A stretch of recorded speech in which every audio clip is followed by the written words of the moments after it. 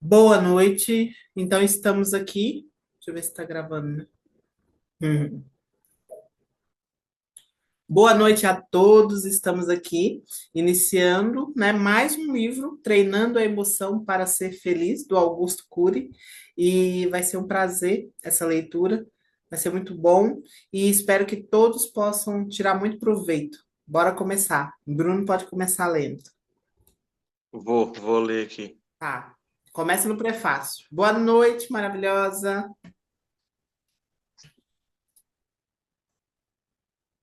Prefácio. Desde os primórdios da humanidade, o ser humano procura a felicidade como a terra seca clama pela água. Tá ouvindo, né? É fácil conquistá-la? Nem sempre. Os poetas a homenagearam, os romancistas a descreveram, os filósofos a contemplaram, mas grande parte deles a saudaram apenas de longe. Os reis tentaram dominá-la, mas ela não se submeteu ao seu poder. Os ricos tentaram comprá-la, mas ela não se deixou vender. Os intelectuais tentaram entendê-la, mas ela os confundiu. Os famosos tentaram fasciná-la, mas ela lhes contou que preferia o anonimato. Os jovens disseram que ela lhes pertencia, mas ela lhe disse que não se encontrava no prazer imediato, nem se deixava encontrar pelos que não pensavam nas consequências dos seus atos. Alguns acreditavam que poderiam cultivá-la em laboratório. Isolaram-se do mundo e dos problemas da vida. Mas a felicidade enviou um claro recado dizendo que ela apreciava o cheiro de gente e crescia no meio das dificuldades. Outros tentaram cultivá-la, treinando a emoção para ser feliz. Com os avanços da ciência e da tecnologia, mas treinar a emoção para ser feliz, com os avanços da ciência e da tecnologia. Mas eis que a ciência e a tecnologia se multiplicaram e a tristeza e as mazelas da alma se expandiram. Desesperados, muitos tentaram encontrar a felicidade em todos os cantos do mundo, mas no espaço ela não estava. Nos mais altos edifícios não fez morada. No interior dos palácios não habitava. Cansados de procurá-la, alguns disseram: ela não existe. É um sonho de sonhadores que nunca acordaram. A felicidade bateu à porta de todos. Deu sinal de vida na história dos abatidos e dos animados, dos depressivos e dos sorridentes, dos que representavam e dos que viviam sem maquiagem. Sussurrando aos ouvidos do coração, ela disse baixinho: ei, não estou no mundo em que você está, mas no mundo que você é. Confusos gritamos: o quê? Fale mais alto, como a voz de uma suave brisa de delicadamente balbuciou. Não me procure no imenso espaço, nem nos recantos da terra. Viaje para dentro de você. Eu me escondo nas vielas das suas emoções, no cerne do seu espírito. A maioria das pessoas não entendeu a sua linguagem. Esperavam que ela se manifestasse com o ribombar dos trovões. Mas ela ama o silêncio. Sorrateira, ela parece quase imperceptível nas curvas da vida e nas coisas singelas da existência. Por não entendê-la, navegamos sem leme. Desprezamo-la, mas ela insistiu. Maltratando-la, maltratamo-la, mas ela, por um instante, apareceu e logo se dissipou. O resultado é que a felicidade habitou na alma de muitos por pouco tempo, e na alma de poucos por toda a vida. A felicidade tem muitas filhas e filhos. O amor, a tranquilidade e a sabedoria, a alegria, a paciência, a tolerância, a solidariedade, o perdão, a perseverança, o domínio próprio, a bondade, o, a autoestima. Nunca se viu uma família tão unida. Eu Se leio você... daqui agora. Uhum. Aí depois a gente lê mais um pedaço. Prefácio. Se você maltratar alguns dos seus membros, tem grande chance de perder a família toda. Se ferir o amor, perderá a tranquilidade. Se a tranquilidade abandoná-lo, perderá a perseverança. Se a perseverança partir, perderá a sabedoria. Se a sabedoria se for, a autoestima dirá adeus. Precisamos aprender a conhecer o mundo da emoção para cultivar a felicidade. O mundo evolui com uma velocidade espantosa. A cada 10 anos, o conhecimento se multiplica, derrubando mitos. Antigas verdades científicas perdem crédito e são abandonadas. Novas ideias substituem as anteriores. Tudo está tão veloz. Será que a emoção pode caminhar na mesma velocidade? Não. A felicidade é amiga do tempo. É preciso treinar a emoção para ser feliz. Treinar a emoção é desenvolver as funções mais importantes da inteligência, tais como aprender a gerenciar os pensamentos, proteger as emoções nos focos de tensão, pensar antes de reagir, se colocar no lugar dos outros, perseguir os sonhos, valorizar o espetáculo da vida, porque a solidão, a baixa autoestima, a ansiedade, a fadiga, a irritabilidade têm sido companheira de jovens e adultos, porque nunca treinaram suas emoções para mudar os pilares de sua história. Muitos livros de autoajuda vendem uma ideia inadequada do que é ser feliz. Multiplicamos as escolas, mas não multiplicamos os homens que pensam. Multiplicamos o número de psicólogos e psiquiatras no mundo, mas não expandimos a produção de homens que tenham qualidade de vida e saibam navegar nas águas da emoção. Durante 17 anos, produzi uma nova teoria sobre o funcionamento da mente, chamada de inteligência multifocal. Estudei muito sobre a emoção. Escrevi milhares de páginas. Apesar das minhas limitações, sei o que estou dizendo.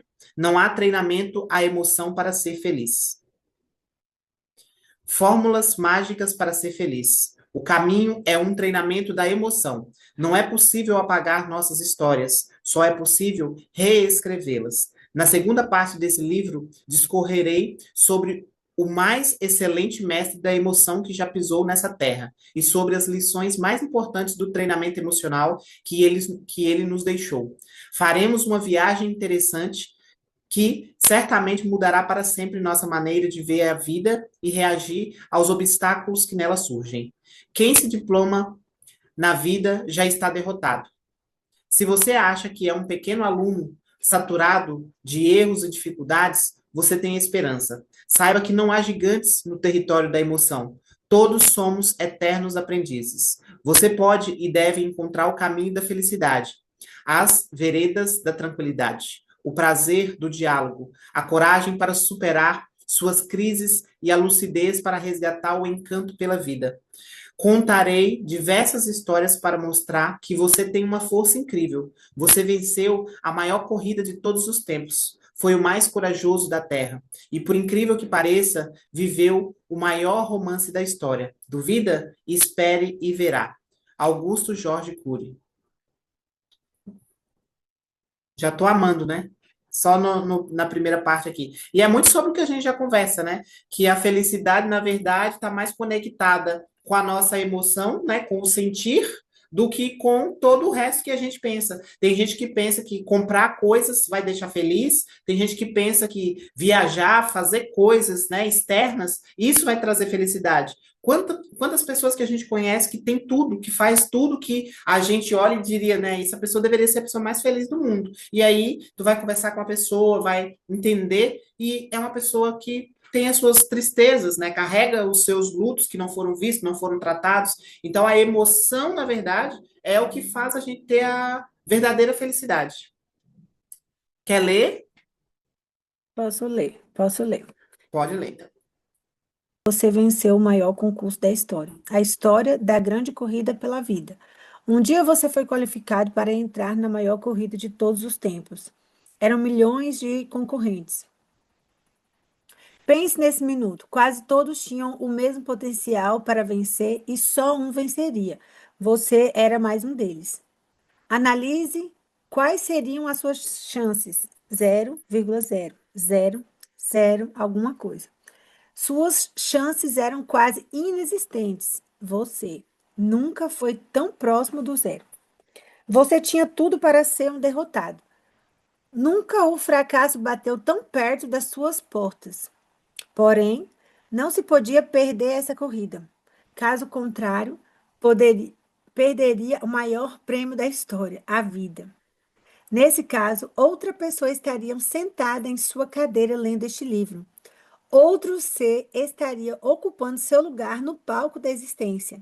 Que corrida é esta? A corrida pela vida. Eram milhões de espermatozoides para fecundar apenas um óvulo e ter direito de formar uma vida. E você estava lá como o mais teimoso ser da história, acreditando que poderia vencer. Você nunca foi tão sonhador. Hoje você talvez sonhe pouco. Naquela época, você sonhava sonhos quase impossíveis. Se outro espermatozoide tivesse fecundado o óvulo, outra pessoa, e não você teria sido formado. Você estaria banido para sempre das páginas da vida. Você estaria banido para sempre das histórias da vida. Não teria olhos para ver o sol e nem emoção para ter amigos. Naquela época, você era pequeníssimo, milhares de vezes menor do que um grão de areia. Era pequeno e incompleto, mas sua capacidade de luta pela vida era espantosa. Seu programa genético determinou que você não poderia morrer, que precisaria fecundar o óvulo no útero da sua mãe. Só assim seria um ser completo. Ansioso, você partiu para o alvo. Era o maior concurso da história, a mais árdua corrida disputada por um ser vivo. Era incomparavelmente mais difícil do que superar hoje um câncer, um infarto, uma crise familiar ou uma crise financeira. Não se desespere diante das crises atuais. Vou corrigir aqui o editor. Conquistar o Oscar de melhor ator, ganhar um prêmio Nobel ou conquistar o topo da carreira de qualquer empresa mundial é uma tarefa facílima se comparado ao concurso de que você participou na aurora da sua vida. Por isso, se você se sente inferior porque não conquistou nada de grandioso, saiba que você é o mais injusto dos homens. Injusto consigo mesmo, pois você venceu o maior e mais difícil concurso da história e não o valorizou. Jamais se sinta inferior e menos capaz do que qualquer ser humano. Se você tem dinheiro ou está falido e é um intelectual ou um iletrado, se é uma pessoa famosa ou vive no 16, esse não entendi o número. Você venceu o maior concurso da história. Anonimato. Tudo isso é pequeno em relação ao espetáculo da vida que você conquistou. Sinta, sinta a vida pulsando em bilhões de células do seu corpo e vibrando no cerne da sua alma. Na lógica da vida, dividir é aumentar. Dividir as células aumenta a vida. Dividir a emoção multiplica a felicidade. Na lógica financeira, dividir, é diminuir. Siga sempre a lógica da vida. Ela é mais rica do que a lógica da matemática. Você fecundou o óvulo, dividiu-se em milhões de vezes e se tornou um ser inteligente. Muitos não participariam de um concurso com milhões de concorrentes por medo de ser derrotados. Sabe o que você pensou na grande corrida da vida? Nada. Você ainda não pensava. Se pensasse, talvez te tivesse desistido. O passo mais importante da vida foi dado ausente de ideias. O Criador, Deus, colocou-o nessa grande corrida e você agradeceu profundamente a oportunidade que ele lhe deu. Ainda que não tivesse consciência desse agradecimento, agradeceu como? Correndo, nadando, movendo-se e lutando pelo direito de viver? Você lhe agradeceu, não olhando para trás. não ficando inerte diante dos problemas, não reclamando dos obstáculos. Hoje, você pode ter se tornado um especialista em reclamar. Naquela época, você era um especialista em viver. Toda vez que pensamos num obstáculo e o consideramos intransponível, ele nos paralisa. Ficamos engessados pelo medo.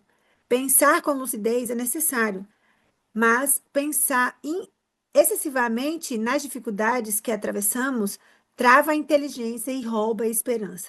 Muitos cientistas atormen- atormentaram-se por não controlar minimamente o mundo das ideias. Muitos executivos mutilam-se por pensar demais. Muitos jovens têm baixa concentração e são irritadiços porque não descansam suas mentes. Precisamos aprender a pensar com qualidade.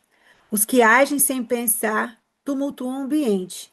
Os que pensam excessivamente desgastam-se muito e algumas vezes caem na raiz da omissão. Pensar e agir devem rimar na mesma poesia. Ninguém pode acalmar as águas da emoção se não aprender a controlar a agitação dos pensamentos. Ser feliz pode ter se tornado hoje uma miragem para sempre. Sua vida talvez tenha se tornado num canteiro de Ieja. Talvez você não saiba, mas o que é ser espontâneo, livre e solto. Talvez você tenha desaprendido a ser alegre e simples e nem saiba mais fazer alguma coisa fora da sua agenda. Ainda que seja um jovem, talvez você pense muito e sinta pouco. Precise de grandes estímulos para que para, para se emocionar, mas você deve reverter este quadro. Lembre-se de que, sobre a observação soberana do autor da existência, você venceu todas as barreiras que impediam de viver. Agora é hora de você aprender a navegar nas águas da emoção. Não é fácil navegar nas águas da emoção. Criamos um mundo em que promete prazer ao homem, a TV aberta e fechada, o cinema, os esportes, os parques de diversões, os jogos eletrônicos e o mundo da internet. Nunca tivemos uma indústria de lazer tão grande e o homem tão triste. Uma pesquisa que tenho realizado entre diversos tipos de profissionais tem revelado um alto índice de sintomas psíquicos, psicossomáticos em alguns. Tenho encontrado uma média de 7 sintomas, tais como ansiedade, irritabilidade, déficit de concentração, cefaleia, que seria dor de cabeça, fadiga excessiva, opressão no peito, alteração do sono, hiperprodução de pensamentos. Esses dados revelam um caos na saúde emocional, porque tem aumentado o índice de doenças psíquicas na atualidade, porque melhoramos os diagnósticos e as pessoas têm menos preconceitos para procurar um psiquiatra ou um psicólogo. Não apenas por isso, mas principalmente porque o mundo moderno se transformou numa fábrica de estresse e ansiedade. Vamos comentar um pouquinho. Meu Deus, eu precisava estar aqui hoje.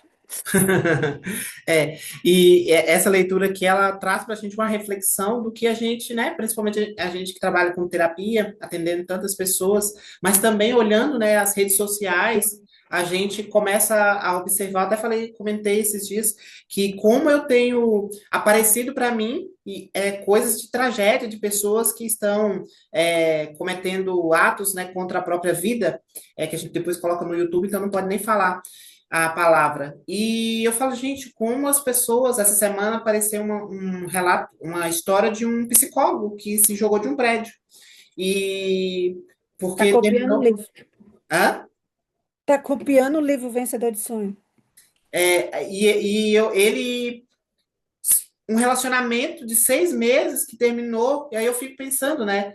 Essa ideologia também das pessoas que trabalham com a saúde mental, como se quem trabalhasse com a saúde mental não pudesse ter, né, as fragilidades emocionais, e no mundo moderno está ficando escancarado isso, que todas as pessoas estão adoecidas. Eu, né, como terapeuta, eu percebo que depois da pandemia piorou muito mais, né? Com certeza o livro aqui é de antes, mas hoje é uma calamidade. Assim, até nas escolas, né? Ontem eu conversei com uma mulher que trabalha na escola e ela estava falando sobre isso, que os alunos hoje, todos os dias ela tem que liberar alunos, chamar os pais para ir buscar as crianças que estão tendo crise de ansiedade nas escolas, só que são crianças de 8 anos, 10 anos. Ela é pedagoga de uma escola. E ela veio aqui até no meu escritório ontem, e a gente estava conversando sobre isso. Então, hoje, no mundo atual, existe uma calamidade mesmo. E, como terapeuta, eu posso dizer o que está causando, né? O início de tudo isso realmente foi o confinamento, o medo excessivo. Quanto mais nós consumimos informações negativas, mais nós ficamos ansiosos, mais nós temos tendência a desenvolver questões psicológicas que vão trazer danos para a nossa saúde. Por que, que é tão importante a gente estar assim num ambiente como esse, ou né, assistindo coisas positivas, conversando com pessoas positivas, para que a gente possa melhorar a nossa emoção, que é o que está falando aqui no livro, para que a gente possa viver mais leve, para que a gente possa ter a mente mais fortalecida. Por que, que hoje está tendo tanta ansiedade, tantas questões assim emocionais, levando até o último ato, que é o que eu comentei, que a gente não pode estar falando toda hora? Isso as redes sociais têm grande parcela de culpa nisso, porque a dopamina que a rede social fornece ao ser humano, ela é viciante e a gente acaba se perdendo da realidade. A rede social hoje tem os algoritmos que ele mapeia tudo que nós gostamos e ele vai entregando para a gente só o que a gente gosta. Quando a gente senta numa roda de conversa com amigos ou com a nossa família, ali são pessoas reais. E essas pessoas reais, elas não vão falar o que a gente gosta de ouvir o tempo todo, porque elas não são o algoritmo, elas não vão nos fornecer dopamina, elas vão ser reais. Elas são entediantes às vezes são repetitivas, às vezes são reclamonas, e são pessoas humanas normais, igual nós somos. Mas a gente se perdeu nisso. A gente acaba olhando para a nossa realidade e achando a nossa realidade chata. E isso acaba trazendo para nós um problema muito grave, porque a gente foge do que é real e se conecta com o que é falso. E quando a gente percebe que essa realidade que a gente está se conectando é é um aglomerado de informações que foi feita por uma IA, né, para nos viciar, para nos deixar ali conectados e achando que ali é real, que a gente está feliz ali, mas não, aquilo ali são doses de dopamina que está chegando no nosso cérebro e trazendo a felicidade momentânea, mas não é felicidade real. Quando a gente encara a vida real, a nossa família, os nossos amigos, o nosso trabalho, a gente fica entediado. E esse tédio gera um monte de questões de ansiedade, de expectativas sobre a vida que não são reais. Porque a vida não é uma rede social. A vida não está selecionada para você, para te entregar só o que você quer. A vida vai te entregar o pacote completo. Por isso que os adolescentes, as crianças, os jovens, eles não sabem mais lidar com a realidade, com o não conseguem lidar com as coisas que desafiam. Eles querem tudo rápido. Eu tenho um filho de 5 anos e ele quer as coisas rápidas, ele não tem paciência. Eu falo, filho, isso não é a vida não é assim, filho. Nem sempre a gente tem as coisas no momento que a gente quer, na hora que a gente quer. A gente vai fazer uma comida para ele, é na pressão, porque ele fica no pé, é agora, eu tô com fome, mas tu não consegue esperar 10 minutos? Não, ele não consegue, porque quando ele vai ver um desenho, ele aperta um botão, se não fizer ele feliz naquele minuto, ele troca. Ele clica um botão e aperta e vai para outro desenho que vai deixar ele feliz naquele momento. Só que eu, como mãe, eu não sou um controle remoto.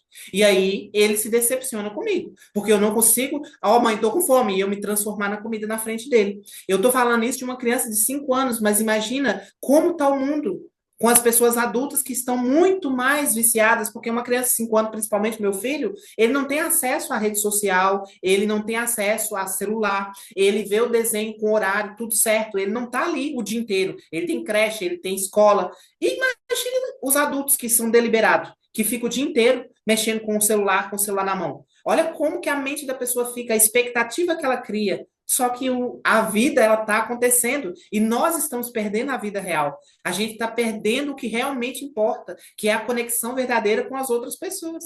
E aí é o problema que a gente está tendo, né? Mas eu não vou prolongar, porque não é terapia aqui é só leitura. É só leitura comentada, né? Se alguém tiver algo a mais para acrescentar, falem aí, gente. Quero ouvir vocês também.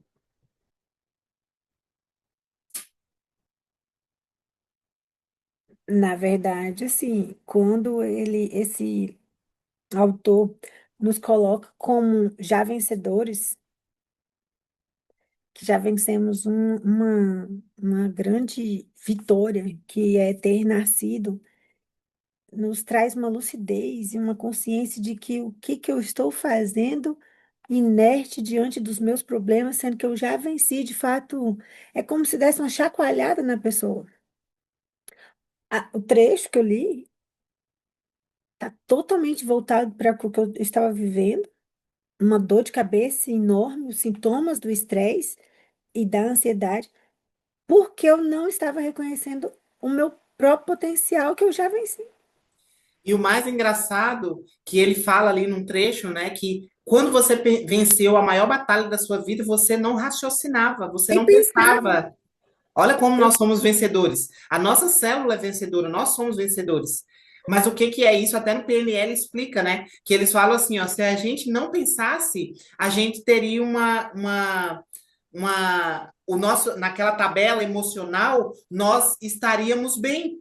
O que que faz a nossa emoção baixar a vibração? São os pensamentos negativos que nós temos, que nós adquirimos ao longo de toda a história da humanidade. Na verdade, não é só do nosso nascimento. Nós herdamos isso. Desde a época dos homens da caverna, que não tinha proteção, né? Eles tinham sempre medo de serem atacados pelos animais, pelos bichos, pelas caças. Então, esse medo, ele vem impregnado na humanidade. E hoje nós vivemos em segurança, mas o nosso cérebro ainda vive em estado de fuga e alerta. E é por isso que nós temos tanto medo de coisas que não era para a gente ter medo. Era para a gente ter coragem, a gente tem condições de ultrapassar os limites, as barreiras, mas a nossa mente nos sabota e joga a nossa emoção para baixo para que a gente se sinta derrotado, para que a gente se sinta fracassado, para que a gente fique paralisado. A verdade é essa. Então, nós mesmos, é como se a gente estivesse lutando contra a gente. Eu tenho um livro que eu escrevi, o nome é Pensamento Positivo. Depois eu vou até compartilhar lá também, quem sabe num outro momento a gente leia, que lá eu falo das ferramentas e também explico isso, né? Os sabotadores que nós temos no nosso cérebro que faz com que a gente não mantenha a nossa emoção plena, justamente porque nós acreditamos que nós não podemos. Nós temos, isso já é da humanidade. Isso não é que a gente adquiriu só na nossa família. Na nossa família também, mas já é da humanidade. Essas emoções contrárias, emoções negativas, que derrubam a nossa confiança, para que a gente abaixe a nossa vibração, para que a gente se sinta exatamente como nós sentimos. E como que faz, né? Aí nós vamos ler o livro que eu tenho várias ferramentas também, mas o livro com certeza vai trazer muitas informações. Hoje o foco é o Augusto Cury, que com certeza vai contribuir muito mais. Bruno, pode ler para a gente? Tais sintomas não são privilégios de classe social ou de uma fase da vida. Jovens e adultos, ricos e pobres, intelectuais e iletrados têm tido uma baixa qualidade de vida. As crianças também estão apresentando conflitos com frequência. Recordo-me de uma jovem de 11 anos. Seus pais eram afetivos e atenciosos. Ela frequentava a escola e tinha vários amigos. Contudo, estava deprimida, ansiosa, cansada, desanimada e sem nenhuma autoestima. Ela estava começando a vida, mas já conhecia o caráter da emoção. Essa adolescência devia estar brin... Essa adolescência devia estar brincando, mas estava sufocada. Desculpa. Essa adolescente deveria estar brincando, mas estava sufocada por ideias negativas. Foi bombardeada desde pequena, como milhões de outras crianças, pela mídia, pela fala dos adultos, com informações ligadas à morte, à doença, a acidentes, à violência, a preocupações financeiras. Sua memória, ao invés de ter se tornado um canteiro de ideias agradáveis, se entulhou de lixo social. Esse fator, associado a outros ligados ao desenvolvimento da sua personalidade, levou-a a adoecer. Ela pensava continuamente que iria morrer, que nunca mais veria seus pais e seus amigos, não tinha ideia de suicídio, tinha medo de morrer. Sua mãe tentava ajudá-la, mas nenhuma orientação a fortalecia. Seu pai ligava várias vezes ao dia para saber como ela estava, mas ela só chorava e dizia que ia de mal a pior. Então, seus pais também começaram a se deprimir. Não suportavam ver sua filha esmagando seu sorriso por ideias negativas que não conseguia controlar. Nunca devemos nos esquecer de que devemos e podemos gerenciar as ideias que nos perturbam silenciosamente. Se você não as controla, elas aprisionam sua emoção. Com o passar do tempo, essa jovem começou a manipular inconscientemente seus pais e fazê-los viver em função dela. Nada perpetua tanto um conflito emocional quanto fazer com que os outros vivam em torno dele. Felizmente, ao decorrer do tratamento, ela compreendeu as causas do seu conflito, passou a gerenciar seus pensamentos negativos e deixou de manipular os seus pais. O resultado foi a liberdade. Ela rompeu seu caráter, seu cárcere e arejou sua emoção. Nunca se sinta um coitado diante de seus problemas. Caso contrário, eles se tornam um monstro. Todas as doenças emocionais amam o cotidiano e florescem na alma de pessoas passivas. Sejam um agente modificador de sua história, seja um agente modificador da sua história. Lembre-se de que se você venceu sua maior batalha no início da vida, creia na vida, reacenda as chamas da esperança e se disponha a intervir no palco da sua mente. Tais atividades começam a preparar o caminho da saúde emocional. Algumas jovens têm preocupações excessivas com o corpo, outra com a opinião dos amigos, e ainda outras com a busca do prazer imediato. Se não mudarem seu estilo de vida, têm grandes chances de não ser líderes que constroem a sua própria história. Quantos jovens e adultos perdem o brilho da vida por fazer sua mente uma fonte de ansiedade?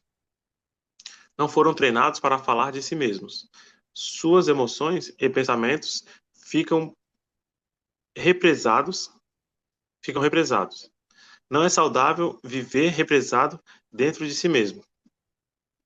Os que se isolam em seu mundo e não aprendem a compartilhar suas emoções deterioram sua autoestima. Fazem dos seus pequenos problemas obstáculos intransponíveis. O treinamento da emoção que os pais deveriam proporcionar aos seus filhos. Entendi, meio que termina assim. Certa vez, um jovem de 15 anos foi conversar com sua mãe sobre um determinado problema. Ocupada, a mãe disse-lhe que não tinha tempo naquela hora. Algo dramático aconteceu. A mãe era excelente psicopedagoga. Vivia dando palestras em todo o país sobre relações humanas e educação social, mas não teve tempo para sua filha, nem percebeu que ela estava passando por um importante conflito. A reação da mãe registrou-se de maneira tão profunda no seu inconsciente que, a partir daí, ela nunca mais a procurou para conversar sobre seus problemas. Pequenas reações podem gerar grandes mágoas. Quando as mágoas são profundas, surge um abismo selado pelo silêncio. A filha se tornou uma pessoa inteligente e profissionalmente competente, mas era ansiosa e tinha baixíssima autoestima. Para compensar sua ansiedade e insatisfação, ela desenvolveu uma síndrome compulsiva de comprar. Fazia gastos enormes e desnecessários. Mas o ato da compra aliviava sua tensão. Por exemplo, comprava dezenas de pares de sapatos, alguns até abaixo do número que usava. Passou por várias crises emocionais e financeiras ao longo da vida. O relacionamento entre mãe e filha só melhorou 20 anos mais tarde, quando a filha imergia numa crise depressiva. Se tratou. Muitas lágrimas poderiam ter sido poupadas e muitas dores evitadas, mas elas perderam um tempo precioso.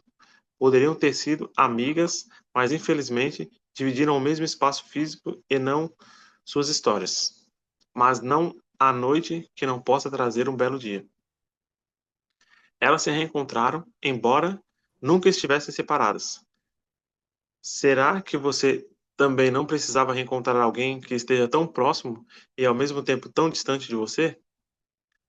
Sábio não é o que nunca erra, mas o que usa seus erros para crescer. Os poetas da vida sempre transformam os mais amargos dramas nas mais belas poesias. Treine ser um desses poetas. Os pais que não acham tempo para seus filhos e se envolvem excessivamente com o trabalho desejarão mais tarde comprar o tempo de volta, o tempo e voltar atrás. E o tempo passado não se encontra mais à venda no grande mercado da vida. Apenas o tempo do presente. Muitos pais querem dar o mundo para seus filhos, mas não são capazes de dar a si mesmos. Muitos querem dar-lhe excelentes diplomas, mas não os preparam para a escola da vida. Os pais precisam enxergar o mundo com os olhos deles e perceber o que está por trás da cortina dos seus comportamentos. Quem só enxerga a cortina não compreende as camadas mais íntimas da vida. As pesquisas que realizei sobre a relação entre pais e filhos mostraram que mais de 50% dos pais nunca conversaram com seus filhos sobre os seus sentimentos e pensamentos mais íntimos. Nunca dialogaram sobre aquilo que se esconde no cerne de suas vidas. Um bom pai não é o que nunca perde a paciência, mas é o que dialoga muito com seus filhos, que tem prazer em penetrar no mundo deles, que não os deixa do lado de fora de suas histórias. Ninguém tem filhos sabendo o que é ser pai. Ser pai exige um constante treinamento em que os erros corrigem as rotas e as lágrimas acertam os caminhos. Educar filhos é uma tarefa complexa. Costumo brincar dizendo que os melhores filhos para ser educados são os dos outros, e não os nossos. É fácil educar os filhos dos outros, pois não temos vínculos nem dificuldades com eles. Sem vínculo, o amor não cresce, mas onde há vínculos, sempre há problemas e atritos. Não creia em manuais mágicos de educação. Creia na sua sensibilidade. A melhor educação que os pais podem dar aos filhos é dividir a sua história com eles. O melhor treinamento da emoção é falar das suas frustrações, dos seus momentos de hesitação, das suas conquistas, dos seus sonhos, dos seus erros. Nunca houve tanto divórcio, mas o ser humano não pode deixar de se unir. Por quê? Porque viver em família é uma das experiências mais prazerosas da existência. Os pais não devem ter vergonha de pedir desculpas aos seus filhos quando se irarem ou agirem injustamente com eles.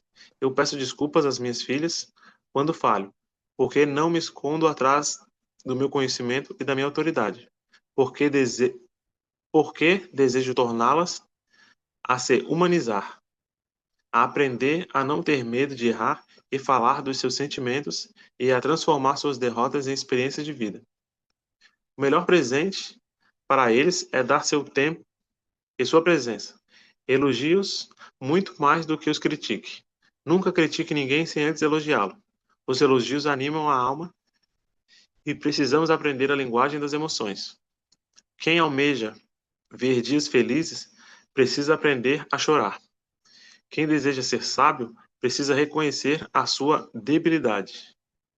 Quem quer ser mestre precisa aprender a ser, antes de tudo, um grande aluno na escola da vida. Vamos começar um pouquinho, né? Só aqui ele já traz grandes ensinamentos para a gente, né? Quem almeja ver dias felizes precisa aprender a chorar. É algo que a gente tem trabalhado muito, né? Nos últimos tempos, eu tenho aprendido muito sobre isso, dessa importância da gente acolher as nossas dores. E acolher não quer dizer ressignificar, como a maioria das pessoas falam, né? Acolher é saber que isso faz parte de nós. E agora, com esse entendimento aqui do Augusto Cury, a gente começa a entender que até para você ver a felicidade, você tem que aprender a viver suas tristezas, né? Tem que aprender a chorar, tem que vivenciar essa dor. Porque quando a gente vivencia as nossas dores, nós temos essa oportunidade de sermos felizes. E também é que fala da criação dos filhos, né? A melhor forma de treinar a emoção dos filhos é sermos vulneráveis, mostrar para eles também os nossos medos, os nossos erros, as nossas angústias, jogar limpo com os nossos filhos, né? Não fingir para eles que nós somos super mulheres, super homens, que nós somos super humanos, porque isso cria uma visão deturpada, né, de quem nós realmente somos e como eles vão lidar com as emoções, porque isso também a gente vê demais, né? Crianças, que eu digo assim, adolescentes muito enfraquecidos mentalmente, mas às vezes a fraqueza deles é às vezes é olhar para o pai que nunca se abriu, que nunca reclamou, que nunca expressou as suas emoções, uma mãe também que quer ser forte o tempo todo, que não se expressa. E aí o filho, quando começa a crescer e aquelas emoções batem forte na alma dele, ele não sabe o que fazer com aquilo, porque a mãe nunca falou para ele que ela passa por dificuldades também, o pai também nunca falou. E aí aquela criança que está deixando de ser criança, que começa a sentir as aflições de adultos, aquela criança começa a ficar perturbada, porque ela pensa que é só com ela. O meu pai é forte, o meu pai não chora, o meu pai não fala sobre nada disso. Minha mãe é forte, eu sou fraco. Olha como eu sou fraco, porque eu estou emocionalmente abalado. E aí, infelizmente, acaba acontecendo até o que a gente já sabe, que é o número crescente que está acontecendo no Brasil hoje, principalmente com jovens.